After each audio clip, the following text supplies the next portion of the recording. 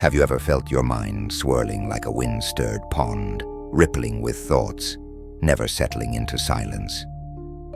Such was the life of a young man named Hanno, a soul troubled not by the world outside, but by the storms within. In a quiet village nestled among gentle hills, Hanno was known for the distant gaze in his eyes and the weight he carried in his chest. He spoke little, not out of peace, but because his thoughts spoke too loudly for him to hear anything else. Each night, while the village slept, Hanno wandered through memories and worries, regrets and what-ifs. He longed not for wealth or praise, but for something simpler, a quiet mind. One evening, as twilight bathed the fields in gold, he overheard an old traveler speak of a distant mountain. At its peak lived a master who taught the art of stillness. He does not teach with words, the traveler said, but through presence. Those who reach him find not answers, but something better: silence. That same night, Hanno left everything behind, his belongings, his doubts, his name, and walked toward the mountain. Days passed. The trees whispered fewer thoughts. The air grew thinner, and so did the noise inside him. When he finally reached the summit, the world seemed to hush in reverence. Beneath a flowering tree sat the master, unmoving. His eyes were closed, yet he felt awake. Hanno bowed and asked, "Master, how do I quiet this storm inside me?" The master smiled gently. The master did not answer with speech. Instead, he gestured for Hanno to sit beside him. The silence between them was not empty. It pulsed with something alive, ancient and vast. Hanno sat cross-legged, the cold stone beneath him biting at his skin, but he did not move. The master's stillness was contagious. After a while, the master opened his eyes and spoke softly. "Your mind is like a basin filled with cloudy water. The more you stir it, the murkier it becomes. If you want clarity, you must let it settle." Hanno pondered this, but his mind, ever restless, reached for meaning. "But how do I make it settle?" he asked. The master stood and walked toward a small stone basin in the garden. It was full of water, reflecting the sky above. He handed Hanno a ladle and pointed to a small, empty bowl beside it. "Transfer all the water from the basin into the bowl," he said, without spilling a single drop. Hanno looked at the task with uncertainty. The basin was large, the bowl small. Still, he nodded and began. With each careful scoop, he tried to steady his hand, to still his thoughts. But the more he concentrated, the more mistakes he made. Drops spilled. His breath grew shallow. Frustration crept in. The master watched silently. Only when Hanno's shoulders sagged and his movements lost their force did he speak again. "You're trying too hard." And then he asked, "What if effort is not the path?" Hanno paused, holding the ladle mid-air. His hands trembled, not from fatigue, but from the weight of those words. What if effort is not the path? He had always believed that trying harder was the solution to every problem, that striving was the measure of growth. But here, in the quiet presence of the master, that belief began to dissolve like mist at dawn. The master knelt beside him. Peace is not something you achieve by force. It's something you allow, like a leaf resting on still water. Hanno looked down at the bowl again. He inhaled deeply, exhaled slowly. This time, he scooped the water without urgency. He felt the curve of the ladle, the weight of the liquid, the whisper of sound as it poured. There was no rush, no desire to finish. Only this moment, something shifted within him. He stopped thinking about emptying the basin. He stopped worrying about success or failure. He simply became one with the movement. And as he let go of control, the task began to flow. Fewer drops were spilled. His breath found a rhythm. The world around him softened. The master watched with quiet approval.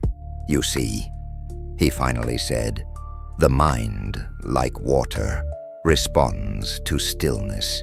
It reflects only when undisturbed. Your problem was not the size of the basin, but the noise within you." As the last ladle of water touched the bowl, Hanno looked up, eyes wide with new understanding. The real basin was never made of stone. The old master stood, his robe gently swaying in the breeze, and motioned for Hanno to follow. They walked together in silence through the temple gardens, where the air was rich with the scent of pine and jasmine.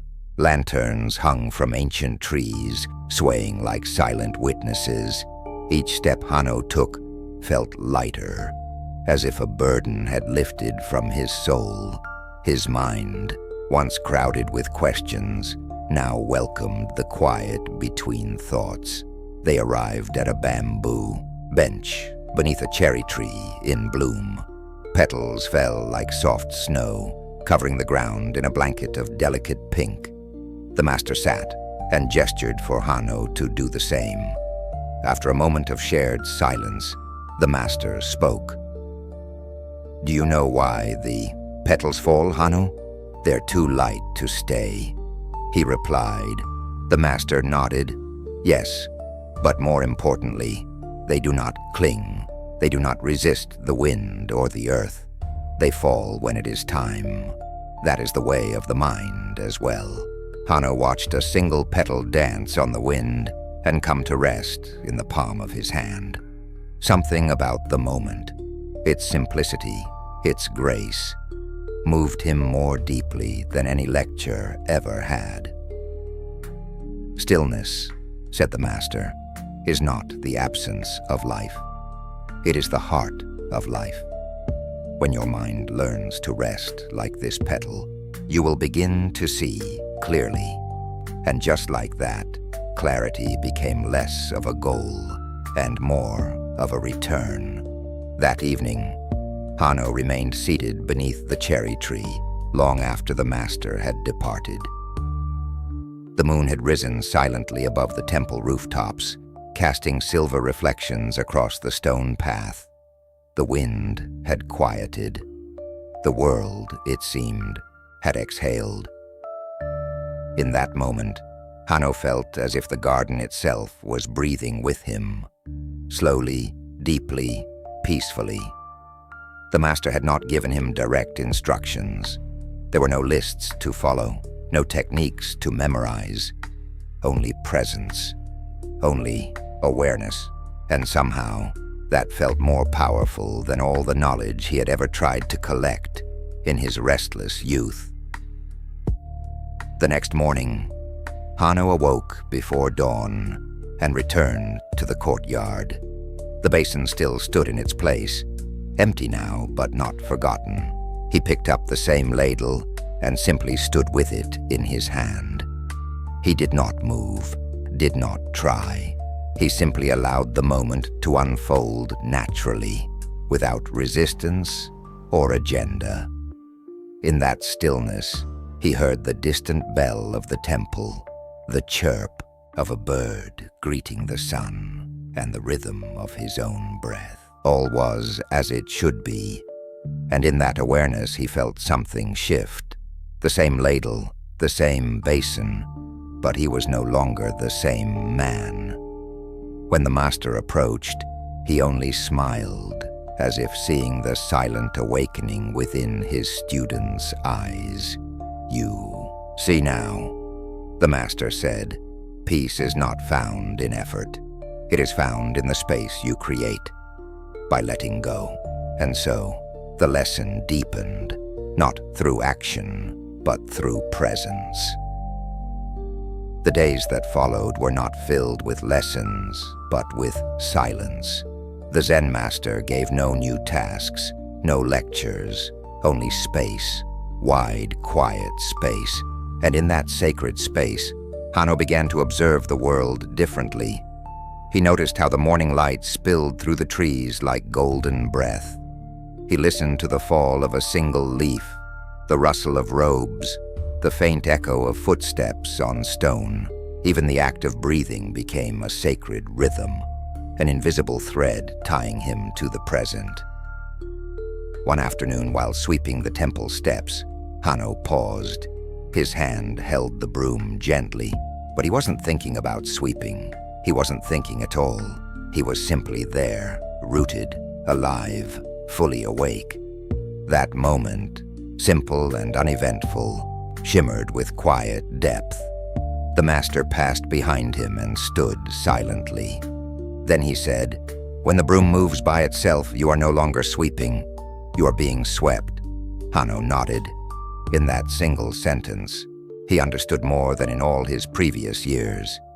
It was not about pushing thoughts away, nor about forcing the mind into stillness. It was about relaxing into the now, softening the grip on self, until every motion became an act of reverence. He began to see that the practice was not confined to meditation or temples. It was everywhere, in breath, in steps, in silence. When old thoughts returned, Hanno didn't resist. He welcomed them like visitors and watched them drift away like morning mist. That evening, the master invited Hanno to sit beneath a gently swaying lantern, its golden light casting long, contemplative shadows across the temple stones. Above them, the sky deepened into a blanket of indigo, embroidered with stars that shimmered like the breath of ancient prayers. In the master's hands was a ceremonial bell, small, weathered, etched with sacred symbols worn smooth by time and use. He rang it once. The sound was pure and crystalline, a single note that rose like mist, expanding into the night. It lingered, hovering gently before it faded, not vanishing, but returning to the silence it had emerged from. "Tell me," the master asked softly, "where does the sound go when it disappears?" Hanno paused, listening, his brow furrowed, but his heart leaned toward the question. "I'm not sure," he whispered. The master nodded slowly. "Most minds chase answers, but peace comes not from chasing, but from allowing.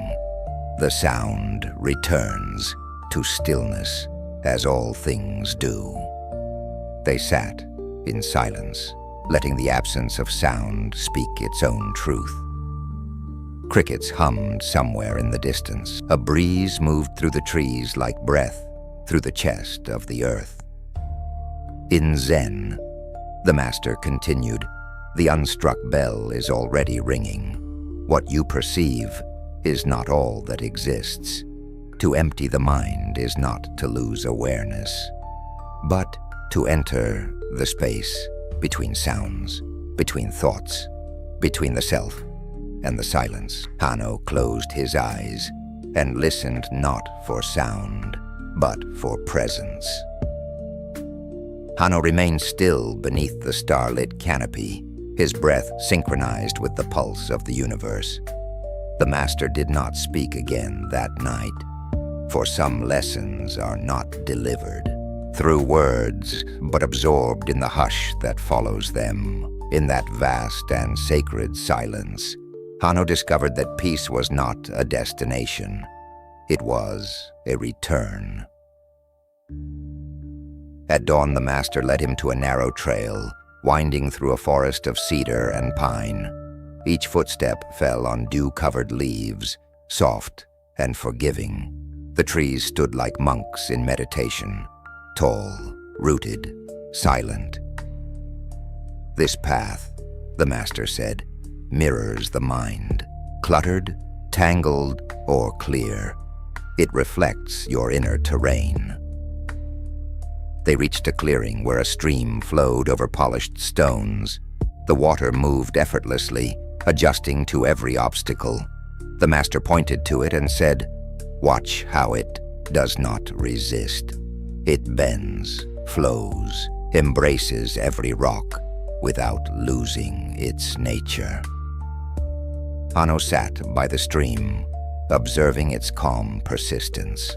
He noticed how the water didn't stop to complain or pause to question its course. It simply continued, trusting its movement, surrendering to gravity and the shape of the land. Emptiness is not absence, the master whispered beside him. It is fullness without attachment. A mind like water reflects, flows, and never clings. In that moment, Hanno felt a soft unraveling inside, as if the tight grip of his restless thoughts had begun to loosen. He dipped his fingers into the stream and felt both the cold and the clarity. As the days passed, Hanno began to move with a quieter rhythm. His footsteps no longer sought destinations. They honored the act of walking itself. In the early morning, he swept fallen leaves from the temple steps, not as a task, but as a meditation. With each motion, he listened, not only to the wind, but to the subtle murmurs within. One afternoon, while carrying water from the well, he paused to watch his reflection in the ripples. It no longer looked like a stranger caught in thought. It was just a face, a presence, not trying to be anything, not trying to become, simply being. That evening, the master placed a single seed in Hanno's palm. "Plant this," he said, "but do not watch it." Hanno tilted his head. "Why not?" The master smiled gently. "Because some growth is sacred, hidden beneath the surface. It does not flourish under the constant pressure of expectation." So, Hanno buried the seed in the garden and walked away, resisting the urge to return. Days passed, then weeks. He did not ask about it. He did not seek it. Instead, he allowed the silence to tend to what was unseen. One morning, a fragile green sprout emerged from the soil, slender yet certain. Hanno knelt beside it, smiling, not at the plant, but at the patience he had learned to hold within himself. For the first time, he understood. True transformation is quiet, and most of it happens when we are no longer looking. Later that day, as the sun dipped low and the garden bathed in amber light, the master approached Hanno once more. This time, he carried a bowl of black ink and a brush made of wolf hair. Without a word, he gestured toward the smooth rice paper unfurled across. "A flat stone. Paint," the master said gently. Hanno hesitated. "But I don't know how," he replied, glancing down at the brush. The master dipped it in ink and placed it in Hanno's hand. "Then let your not knowing guide you." So Hanno knelt before the paper, his breath uneven, fingers unsure. At first, the strokes were hesitant, lines too rigid, circles incomplete. His mind raced with questions. Was it right? Was it wrong? But then, slowly, he released the need to control. He stopped painting to impress the page. He began painting to feel it. Each breath became a movement, each line an offering. He painted not with thought, but with silence, with presence. Time slipped away. When he looked up, the moon had risen. Before him was a single brush stroke, fluid, raw, imperfectly whole. The master studied it quietly, then nodded. "This," he said, "is the mind at peace, not perfect, but free." Hanno saw the mark anew. It wasn't art. It was a moment, a mirror of stillness. It spoke of surrender, of depth without noise. That night, he dreamt not of answers, but of rivers, flowing, unhurried, deep with knowing.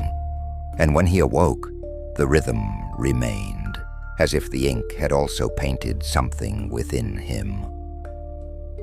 That evening, the master invited Hanno to sit beneath a gently swaying lantern, its golden light casting long, contemplative shadows across the temple stones. Above them, the sky deepened into a blanket of indigo, embroidered with stars that shimmered like the breath of ancient prayers.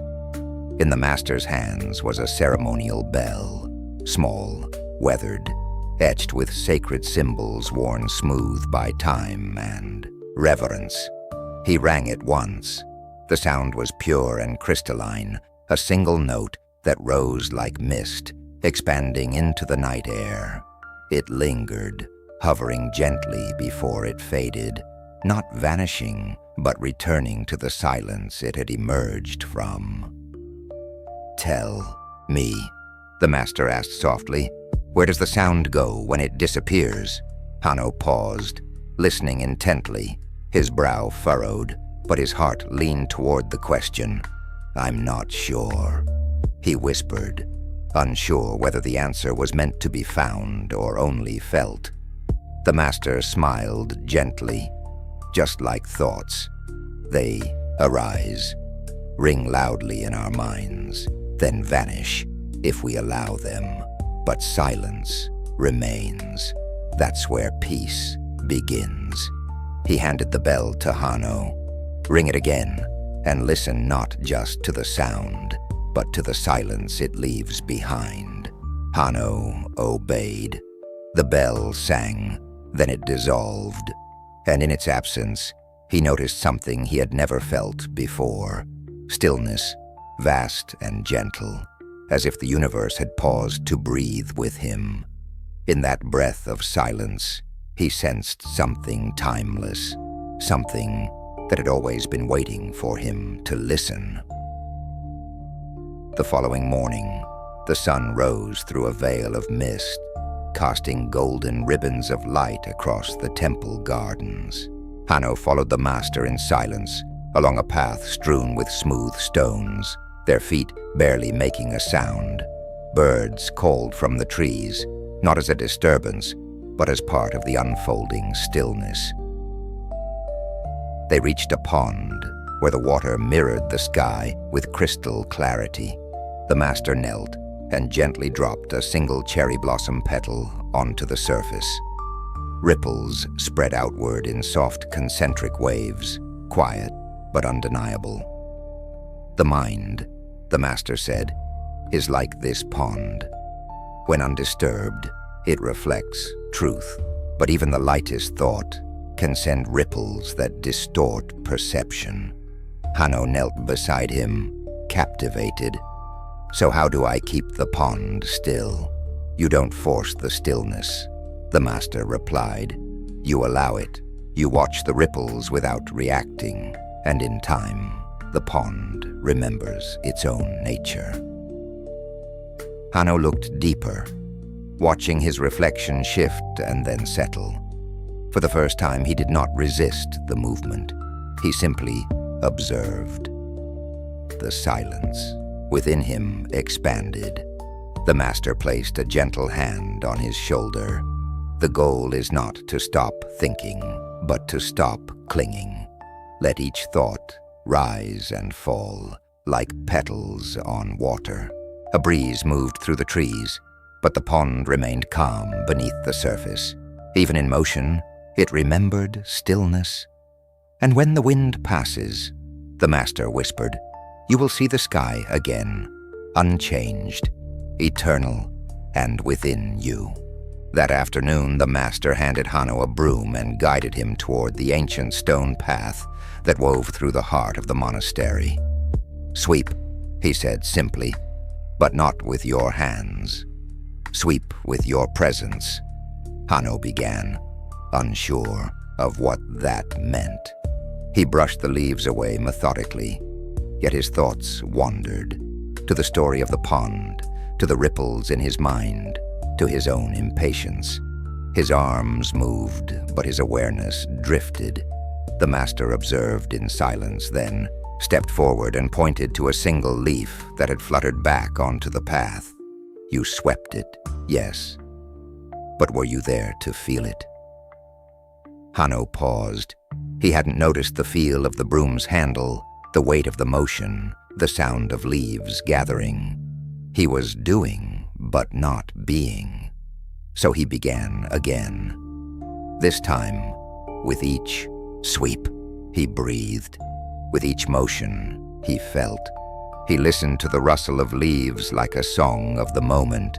The act became sacred, not a task, but a meditation. Hours passed, unnoticed. When the path lay clean, the master smiled, not at the result, but at Hanno's presence. To live is not to rush toward completion. It is to be whole in the doing. Hanno stood still, the broom in his hands no longer a tool, but a companion in awakening. He saw that even the simplest actions could open the door to stillness, if the one acting had become still. And stillness, once felt, longs to return. That night, the rain returned, soft, rhythmic, like the earth itself was breathing in quiet surrender. Hanno sat beneath the eaves of the temple, wrapped in his robe, listening, not merely hearing, but listening with his entire being. The master joined him, sitting silently. Between them, no words were needed. The rain was speaking truths that language could not reach. After some time, the master asked gently, "Do you know the sound of rain falling on a leaf that has just let go of its burden?" Hanno thought of the leaf he had swept earlier, the one that had returned to the path, uninvited but not unwelcomed. He imagined the drop of water touching its surface and the leaf yielding without resistance. "It accepts," Hanno whispered. "It doesn't hold, it doesn't fight, it simply receives." The master nodded, just like the awakened mind. It neither clings nor repels. It receives experience fully, then releases it with grace. They sat in silence once more, the sound of rain washing over the night like a lullaby for the soul. Hanno felt something inside him loosen. Not a thought, not an idea, but a knot he had never known was there. He closed his eyes, allowing the rain to fall within him. Letting go didn't feel like losing. It felt like opening. And in that opening, he discovered something vast and gentle, a space untouched by fear, unshaken by thought, unclouded by desire. It was there all along, waiting for him to be quiet enough to feel it.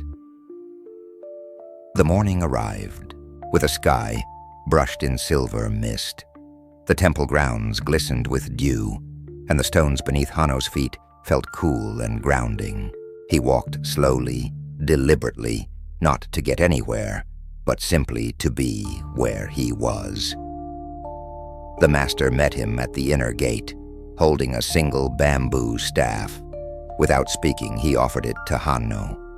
Hanno accepted it with both hands, bowing slightly. "Is this another lesson, master?" The master smiled. "Only if you think it is."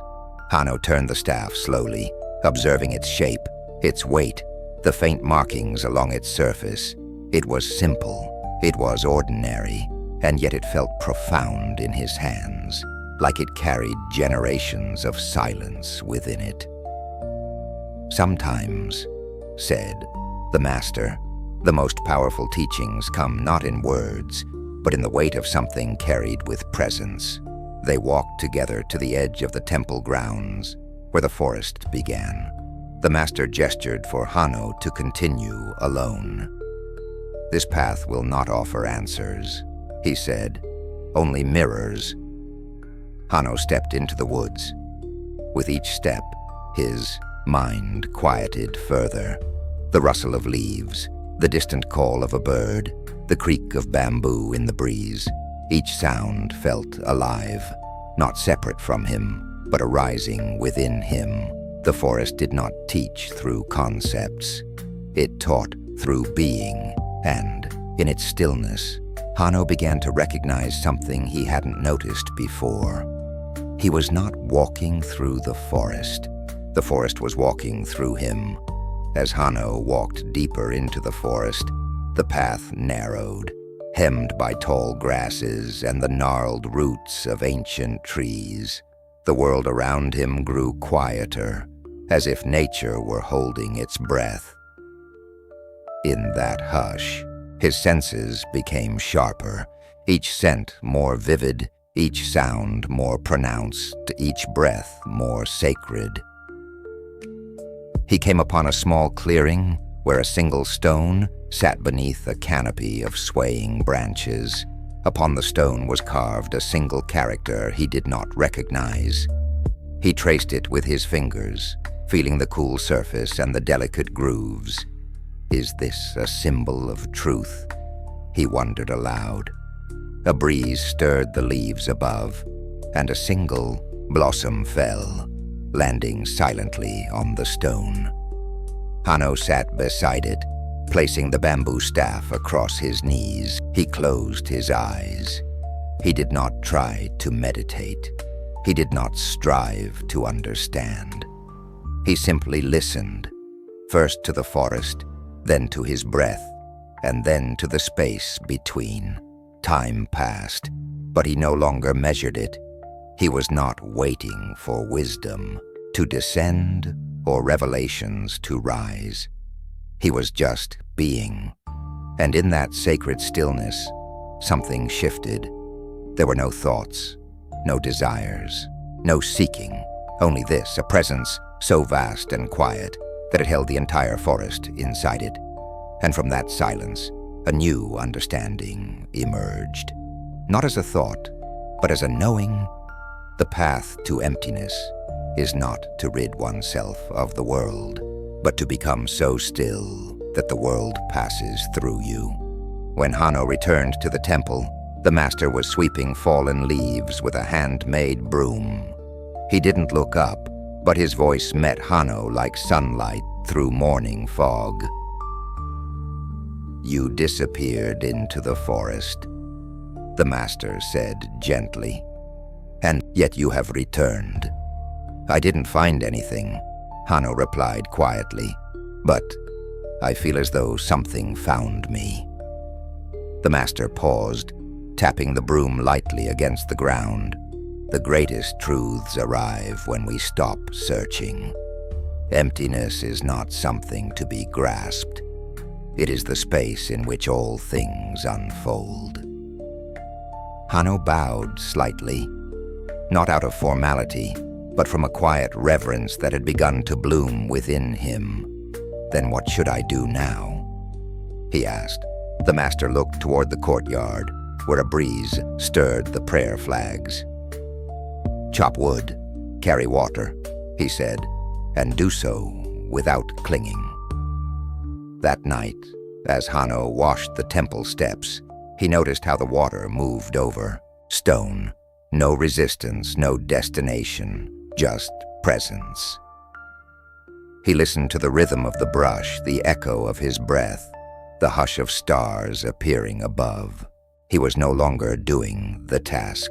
He was the task. He was the moment. And for the first time, Hanno did not wish for anything else. No answer, no escape, no enlightenment, just this, the silence between two breaths, the stillness within motion, that simplicity. He tasted a truth too subtle for words. Perhaps peace isn't something we earn. Perhaps peace is what remains when we stop trying to deserve it. At dawn, the master led Hanno to the edge of a quiet pond. Mist hovered above, the surface like a breath held in reverence. The master knelt beside the water and motioned for Hanno to do the same. "Look into the pond," he instructed, his voice barely more than a whisper. "Tell me what you see." Hanno leaned forward, gazing into the still surface. "I see myself," he replied. The master nodded. "Now stir the water." Hanno reached out and touched the pond, sending ripples across the reflection. His face disappeared into shimmering distortion. "And now?" asked the master. "Now I see nothing," Hanno answered. "Such is the mind," the master said. "When it is calm, it reflects clearly. When it is agitated, truth vanishes. Clarity does not come from effort. It comes from stillness." They sat in silence as the ripples faded, and Hanno watched his reflection return, not just as a face, but as a presence, unburdened. Later, as they walked back to the temple, the master handed Hanno a stone and said, "Carry this in your robe today, but do not look at it, and do not forget it is there." Hanno obeyed. All day he felt its quiet weight, a reminder of something both insignificant and sacred. That evening the master asked, "Did you forget the stone?" "No," Hanno said. "Then you are ready to understand," the master replied. "Awareness is not the absence of distraction. It is the gentle return." And so the lesson continued, not in words, but in the weight of presence itself. That night, the temple halls were steeped in the quiet breath of sandalwood and the slow whisper of wind moving through paper walls. Hanno sat beside the master in the meditation chamber, his back tall like a pine tree, his hands resting like petals atop still waters. The silence was not void, it was alive. It pulsed, listened, and wrapped itself gently around the two figures. "Hanno," the master spoke, his voice like distant thunder rolling over valleys. "Do you know why the moon never resists the pull of the tide?" Hanno blinked slowly, then answered, "Because it understands that surrender is not weakness. It is harmony." The master's eyes remained closed, a soft smile forming on his face. "Yes, wisdom does not resist the nature of things. It flows with them, becomes one with them." Outside, cicadas sang their persistent hymn to the night. Inside, Hanno simply breathed. The breath moved in and out like the rhythm of waves against the shore. No longer did he chase silence nor flee distraction. He simply allowed everything to be. The master struck the small temple bell. The sound rang through the hall, pure, round, and lingering. "You no longer try to control the mind," he said, "and in that letting go, it bows to you." Hanno's chest filled with peace, not loud or triumphant, but deep and unshakable. He had not mastered his mind. He had befriended it. The master rose. "Soon you will descend, but know this, the path is not upward, it is inward." At dawn, the sky bloomed in quiet shades of amber and pale rose.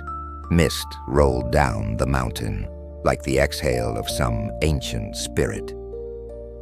Hanno stood at the temple gate, a satchel on his back and stillness in his chest.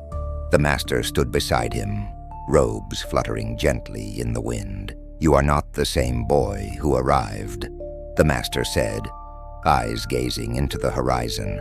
"But don't mistake this for an ending. It is only the beginning of the true practice, returning to the world, carrying the silence within." Hanno bowed low, his forehead touching the earth. "I will remember," he whispered. Not the words, but the space between them. Not the lessons, but the silence they revealed. The master placed a small, smooth stone in Hanno's palm. "Reminder," he said, "when the noise of life grows loud, hold this. Return to breath. Return to presence." With quiet steps, Hanno began his descent. The path was the same, yet everything had changed. He no longer sought peace like a treasure to be acquired. He had become peace, walking. For those who listen with their hearts, the mountain still speaks. And so, dear listener, if something stirred within you, let it root. In your own way, in your own time, sit in silence. Watch your thoughts like clouds. Let them pass. Be still. And if this journey touched you, share it. Let the echo of this silence reach others who yearn to hear. Your path begins now.